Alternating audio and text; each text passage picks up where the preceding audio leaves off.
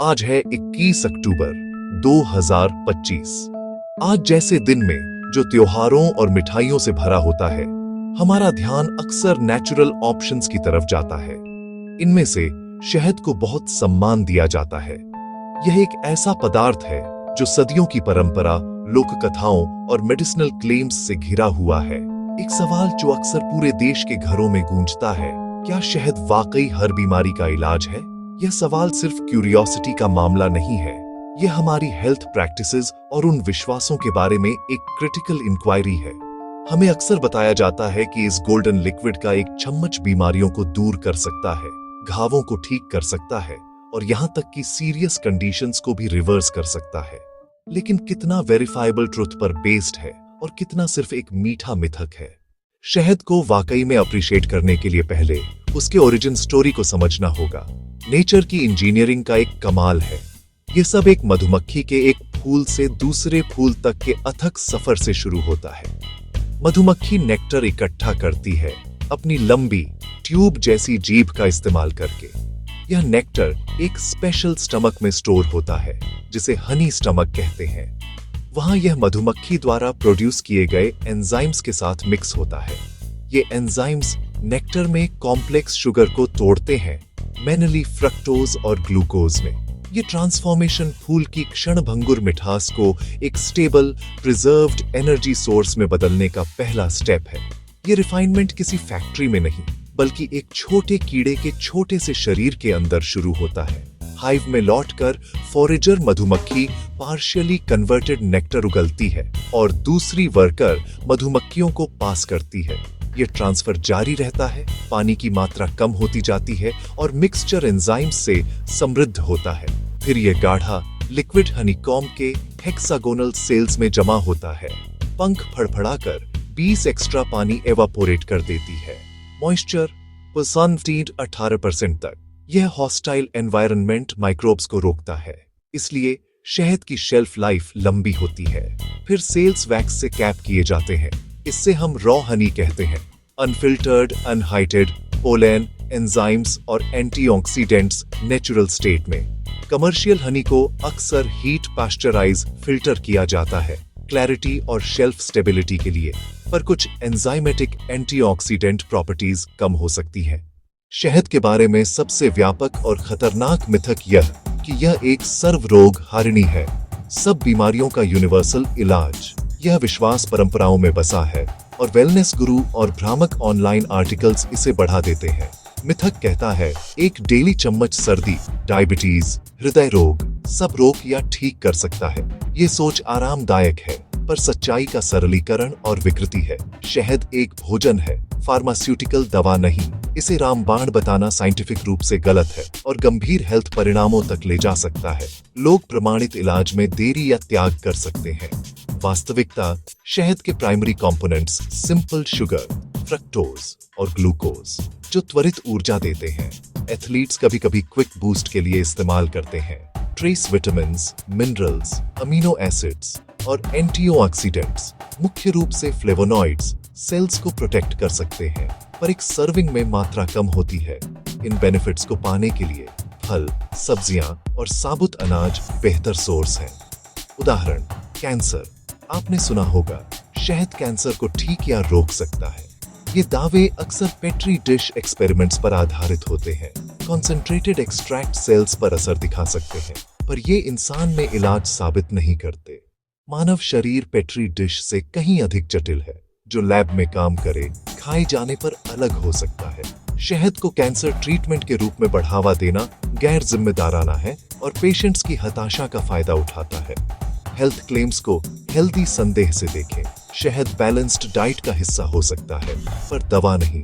Hypertension, मधुमेह, हृदय रोग, कैंसर, इन सब के लिए योग्य चिकित्सक की सलाह ही जिम्मेदार रास्ता है।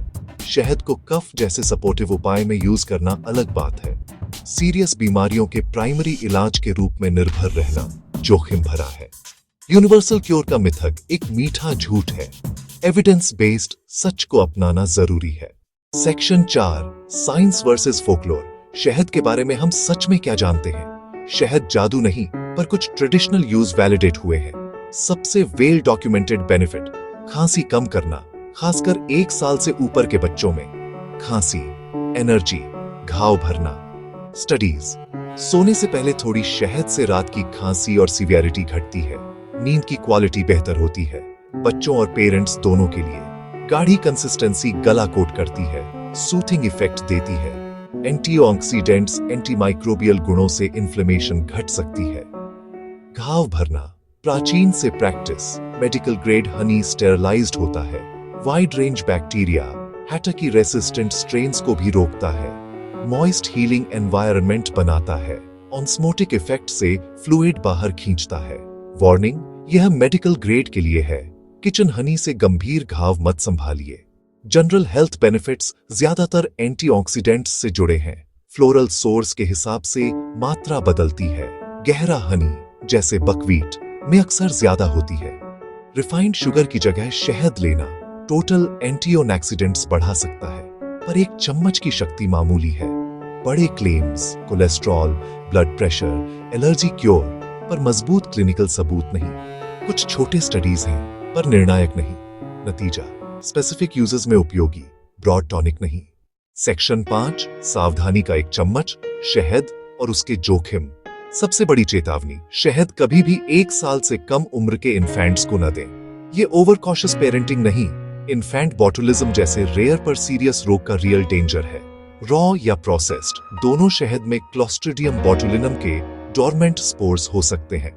बड़े लोगों के मैच्योर डाइजेशन में ये नुकसान नहीं करते, पर शिशु का गट विकसित नहीं। स्पोर्स अंकुरण करके टॉक्सिन बना सकते हैं। टॉक्सिन नर्वस सिस्टम पर अटैक करता है।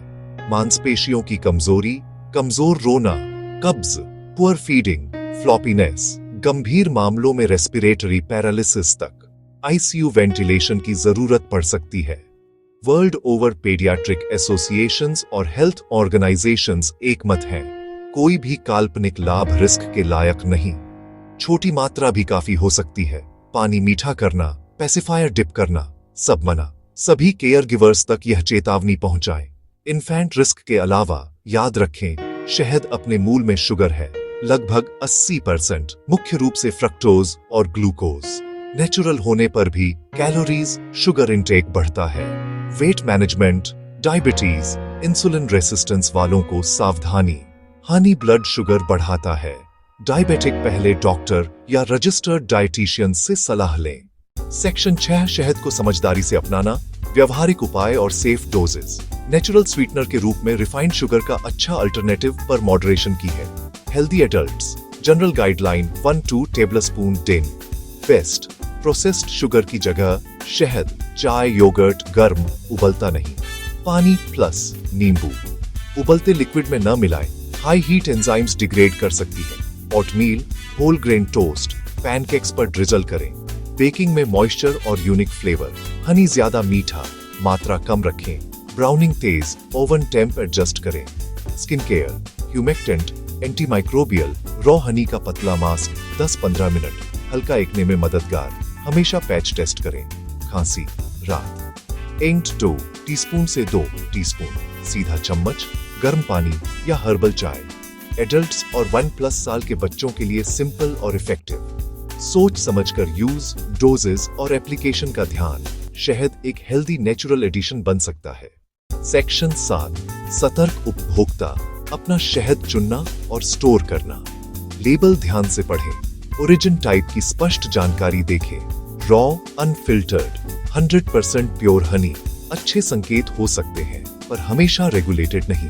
हनी ब्लेंड या कॉर्न, ग्लूकोज सिरप जैसी चीजें दिखें तो सावधान हो जाएं। रेपुटेबल ब्रांड या ट्रस्टेड लोकल बीकीपर चुनें। क्वालिटी, ऑथेंटिसिटी का बेहतर आश्वासन और फ्लोरल सोर्सेज की जानकारी मिलती है। क्रिस्टलाइजेशन नेचुरल है, प्योर रॉ का संकेत। ग्लूकोज फ्रक्टोज रेशियो और स्टोरेज टेम्परेचर पर स्पीड निर्भर। रिलिक्विफाई, जार को गर्म नॉट हॉट पानी के बर्तन में रखकर धीरे हिलाएं, क्रिस्टल्स घुल जाएंगे। स्टोरेज हमेशा एयर टाइट, हाइग्रोस्कोपिक हनी हवा से नमी खींचकर फर्मेंट हो सकता है। कूल डार्क पैंट्री रखें। फ्रिज से बचें, क्रिस्टलाइजेशन तेज होता है। सही स्टोरेज से सालों तक टिक सकता है।